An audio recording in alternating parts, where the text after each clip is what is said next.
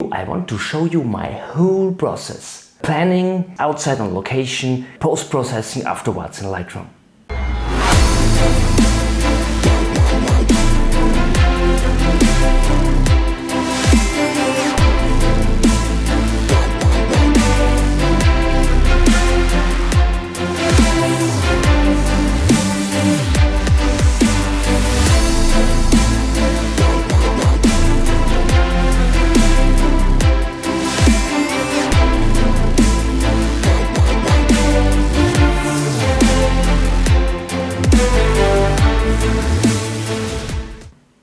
Hi my friends, nice to see you. In this week's video I want to show you my whole process. From the planning to the processes outside on location to the post-processing afterwards in Lightroom. But first of all, a big thanks to each of you. I started this vlog a few weeks ago and my original plan was to load up a video all 2 or 3 weeks because it's really time consuming to cut the video and all these things. But then I got so much positive feedback, comments below the video, much more comments in my Instagram and also so many direct messages. I got so many subscribes and thumbs up. Thank you so much, I really appreciate. This was so motivating, it's absolutely amazing. And this is why I tried already for some weeks now to load up a video each week. So my plan now is to produce 1 video a week, but I'm not 100% sure if I'm able to do this also in winter, because in winter I have so many projects. It could be that there would be the 1 or other week where I can upload a video. So for this case, what you could do is you could hit this bell icon below that you don't miss a video. Well, as already mentioned, I want to show you the whole process. So tomorrow I want to hike to a lake with fantastic mountains around, and I want to take a photograph of the mountain in the distance, the lake in the midground, and I also will search for a nice foreground. And what I also want to have is I want to have a tiny bit of light on the mountain so that we have fantastic light accents. And so I will show you now how I plan this. So let's go to the computer. So first of all, I want to have a look how the sun will cast my subject. And I want to photograph this mountain here, and I want to put my camera somewhere here in this area. So we have this lake in the midground and the mountain back there. And what we can see here is the sun is rising on this yellow line here, and it will set on this orange line here. And when I move the daytime, we can see this orange line here, what you see, this thin orange line, moves with the daytime. We also can see that we will have a mountain here and also a mountain here, and we want to have the sun shining through these mountains. This is really tricky here because it's only a short time where this would happen. And when we also have clouds in this area, far away maybe, then they also will block the sunlight. So what I see here now is this could work from 15:20 maybe to 15:35. So I think we have a time window of 10 to 15 minutes, and this is not all too much, to be honest. And when we get clouds in this area, it will not work. And I want to be honest with you, this photo will only work when we really get direct sunlight on the mountain. Without the direct sunlight, I think this kind of photo maybe would get boring. But anyway, I think there is a chance that we get the right conditions, and I want to go out there, and if we would not get the sun there, it would not be the biggest problem. I can show you anyway my process then. We will see it. As I know now, our time window is from 15:20 to 15:35 around. I know exactly when we have to set up. And now I also have a look at the weather. So we have an interval here of 3 hours. This means on 13 o'clock we have to add 1 hour here because this is GMT and we have the time zone +1. So this is 13 o'clock and this is 16 o'clock, and we are here. This here is Austria, this little country here, and we see that we have clouds over our area and also on 16 o'clock, but they will resolve a little bit. And what I also can see is in North Italy we have a gap. It is before and it is also after, but as we see here is a low. We have a low in the Atlantic, and this low moves a little bit over North Italy, and later it will really be over North Italy. And now the question is if it will be how it's predicted, because when it's exactly as it's predicted, then it will work. Then we will have the gap here and the sun could shine through and we will have our mountain illuminated. But if this low moves too fast, and this happens so many times that the prediction comes later or a little bit earlier, I think it's not 100% possible to predict such things. I think we have the chance of around 60%, I would say, in my experience.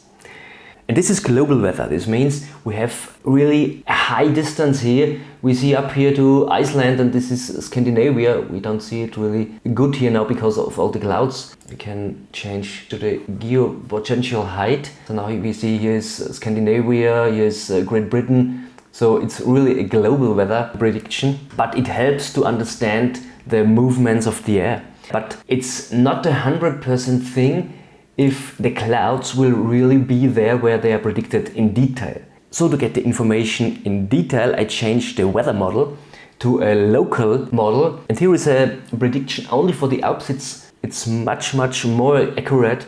And we see this is 15 o'clock now. This is around where we want to go. And the 1 hour before we have more low-level clouds in this case. These are low-level clouds. And they will resolve after and after, but we will have no middle-level clouds and also no high-level clouds. So this is why I think these will not be low-level clouds. I think much more this will be middle-level clouds. And because we have high-pressure weather, I don't think that these are really low-level clouds. I think this is a mistake in the weather map. I think much more this will be mid-level clouds. Maybe there will be a cloud there and a cloud there and so on. And these are not the best conditions because we have clouds with sharp edges and they could touch the mountain. And as we have only a time window of 10 to 15 minutes, it will be tricky to get it really as we want to have it. But anyway, we will try it. It's also interesting to know where the wind comes from. I also have a look at this. Now it's a wind from the west in this case, so that I also have an idea where the clouds move. This is a sunset shot, but I also want to go early in the morning there because I'm happy to be out in the nature and maybe also find new places and some things. We will see. So this is the prediction. It's not 100% thing, but we will see. It could also be that it comes not as it was predicted, and we will see what we will do then. So let's go out.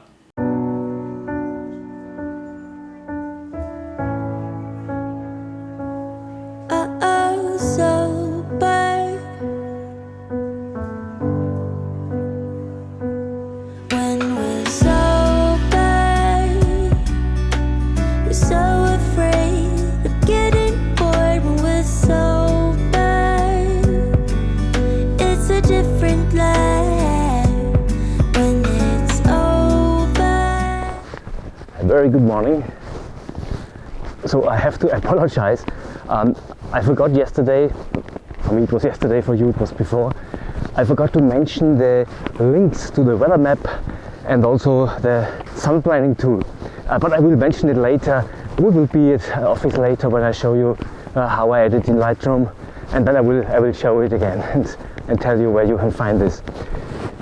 Meanwhile, now I'm here at the lake, obviously. And what I see now is things are different than they were predicted.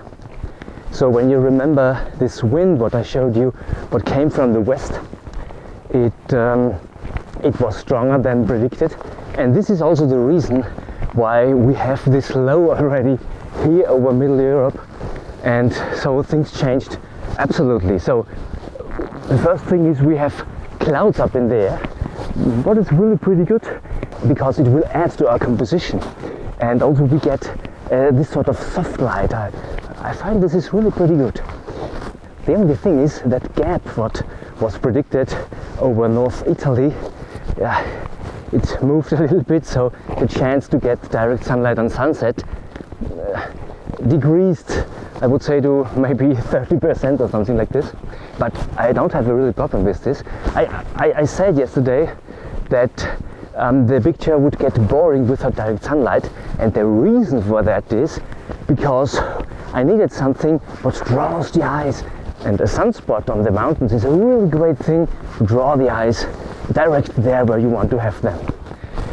But as we have got the low now here, we also got snowfall over the night, and just a tiny bit here on the ground everywhere. It looks really pretty good, but more on the mountains up there, and I think this is really great. So I will change my plan now. I don't will wander around the whole day and take the photo on sunset. I think I will go straight to my spot now and wait for gaps, because this layer of clouds what we have in the moment is not really thick, so there are really chances always to get some gaps and sunspots everywhere, and the chance to get a sunspot on the mountain is really great. So let's go to the spot. So bad when we're so bad, we're so afraid of getting bored when we're so bad. It's a different life when it's over. Don't feel attached to anyone when I'm so.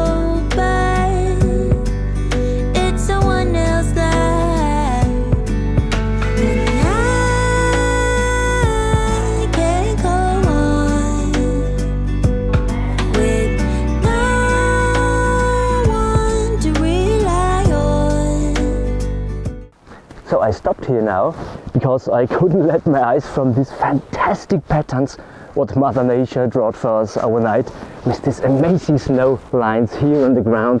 It leads you into the image. It's a picture, we should take it, I think. It's a simple composition.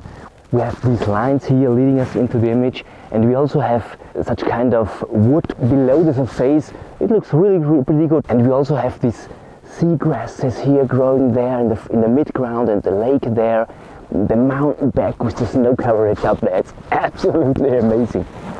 I use a polarizer here to get a little bit rid of reflections here. We are in the shadow here, it's not much, but it has a little effect, but I don't pull it to 100%. I want to have a little bit of softness also. I don't want to look absolutely through the woods down in the lake. So I would say, let's make the click.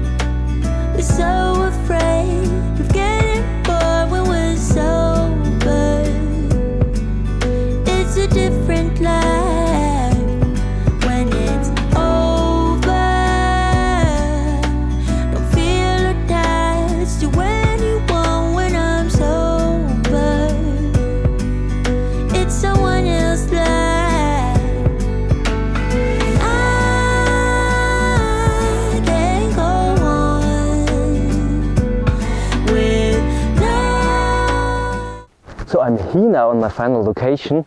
It's noon, so we have really much time, but what I found is we also have some snow here in the foreground, but I'm not sure if it will melt to sunset or not, if it will be still here or not. But as we always have some little gaps up there, and sometimes we have sunspots anywhere in the landscape, hopefully we could get a sunspot on the mountain back there. And when we get one, we don't have really to wait for the sunset, but also when we don't get a sunspot on the mountain, let's be honest, this snow up there on the mountain really draws the eye, and this is a fantastic photo also with a direct light. So let me explain the composition. We have this fantastic mountain back there with the snow coverage in the distance as our subject. We have this fantastic lake here as midground, and also these sea grasses back there and these woods in the midground, and our foreground are these grasses down there with these fantastic patterns. It's really absolutely amazing. We have these lines here, what leads you into the image. We have such a form of triangle shape here in the foreground. It's really fantastic. And I also love this snow here in the foreground, because we get this connection between foreground and the distance mountain back there, and this is really pretty good. I use exposure bracketing because I'm not sure if I will get a gap out there. Without a gap there, I will not use it, because the dynamic range of the camera is definitely enough. But when we get a direct sunspot on the mountain with the white snow up there, it could be too much, and for this case I make 0.7 brackets. So this means I make 5 exposures, 1 normal exposed, 2 underexposed and 2 overexposed, which 0.7 stops between each exposure. So I will take the first exposure here now without direct light. I find this is a great one, and then I will maybe drink a cup of tea, wait a little bit for the light, and finally we will see if I get a picture also with a sunspot on there. Oh, so bad. When we're so bad, we're so afraid of getting bored when we're so bad. I got some spots already on the mountain. It moved from the left to the right, and I had my lunch in my right hand and my shutter release in the left hand. I took some exposures. The last spot is now at the very right of the mountain here. And we also get a big spot here, so I think it's great to take some exposures now. It's also great that we have light on the midground now, and this contrast to this mountain back there with the snow. It's really fantastic. So when we have a look at the sky up there, we always have some little gaps up there and also back there, and the sun is a little bit more in this direction. Oh, it's so fantastic.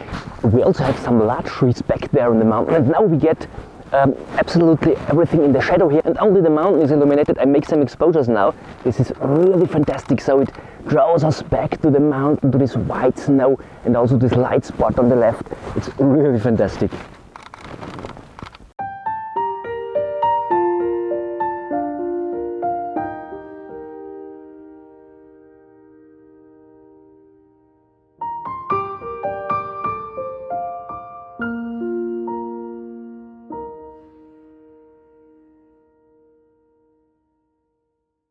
So now we are short before this time window of 10 to 15 minutes, what I mentioned yesterday.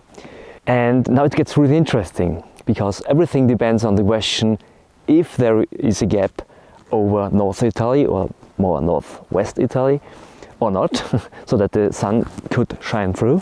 And the second question is, are there low-level clouds between our subject, the mountain, and North Italy, the gap in North Italy? So when the sun has free space to shine on the mountain, we will get a fantastic spot on the mountain, but the chance for this is not all too big, to be honest. So the decision to go straight here and not to search for other places was absolutely right. Yes, I took one additional photo, and I think it was also the right decision, because it was a nice composition, and we had this snow there, what is definitely melted meanwhile. Same as with our foreground meanwhile here. The snow on the foreground is already melted. So yes, I think also when we don't get the light now here, I'm really happy with the result.